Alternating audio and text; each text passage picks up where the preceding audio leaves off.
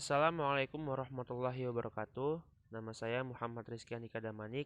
Saya dari kelas Sistem Informasi 3 semester 5 Universitas Islam Negeri Sumatera Utara.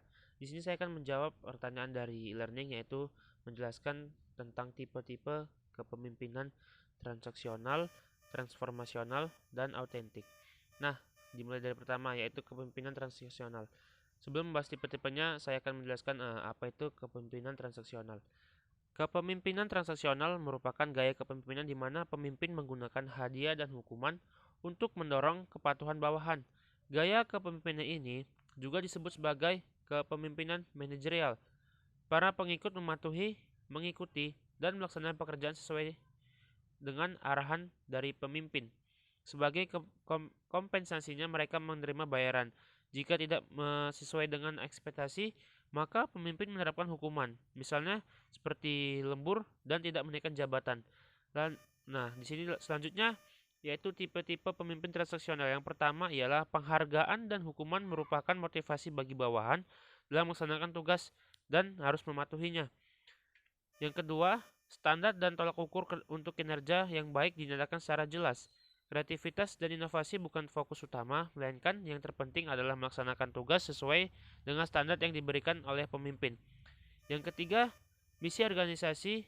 Yang ketiga, pemimpin transaksional tidak berusaha mengubah status quo, melainkan menjalankan perusahaan sesuai dengan aturan dan sistem yang ada. Mereka sangat tahan terhadap perubahan. Yang keempat, pemimpin mengawasi kinerja bawahan dan memastikan mereka bekerja sesuai dengan tujuan, standar, dan target. Yang kelima, pemimpin cenderung berpikir di dalam kotak untuk memecahkan masalah. Mereka mahir untuk menangani urusan rutin tetapi bingung ketika menghadapi masalah yang membutuhkan solusi kreatif. Selanjutnya, yang kedua itu pemimpin transformasional.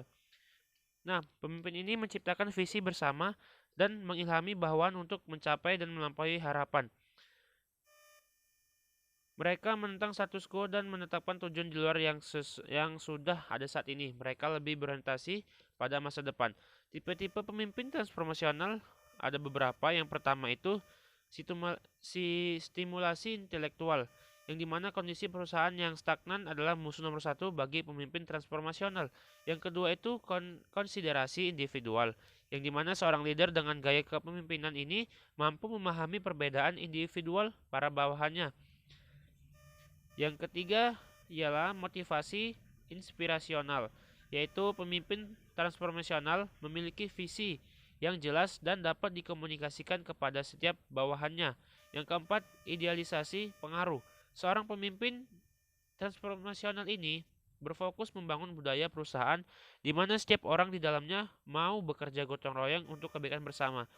Nah, selanjutnya kepemimpinan leadership, yaitu kepemimpinan yang mengharuskan pemimpin bertindak otentik, yang dimana kepemimpinan yang dimilikinya harus sejalan antara perilaku dengan keyakinan dan konsisten dalam menunjukkan pikiran, sikap, dan tindakannya. Lalu tipe-tipenya seperti apa? Yang pertama, ada self-aware dan tulus, yang diartikan pemimpin yang otentik adalah individu yang mengaktualisasikan dirinya dengan memiliki self-aware atau kesadaran diri. Yang kedua, mission driven dan fokus pada hasil. Pemimpin ini harus mampu menempatkan misi-misi untuk mencapai tujuan banyak orang atau organisasi di atas tujuan pribadi.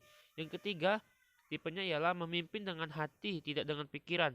Mereka tidak takut untuk menunjukkan emosi yang mereka miliki, kerentanan mereka terhadap karyawan. Namun bukan berarti mereka bersikap lembek kepada para karyawannya, tetapi dengan mengkomunikasikan akan tetapi mereka dapat mengkomunikasikan apa yang dirasakan dengan tata cara yang baik dan beserta empati.